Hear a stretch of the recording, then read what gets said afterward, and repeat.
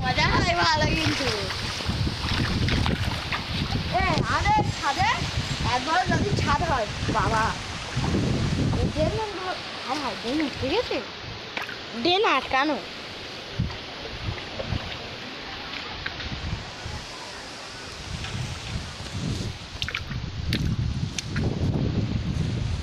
চলে তাই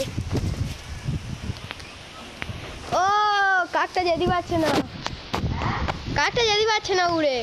খালি আউট অন্য ব্যালেন্স হয়ে যাচ্ছে না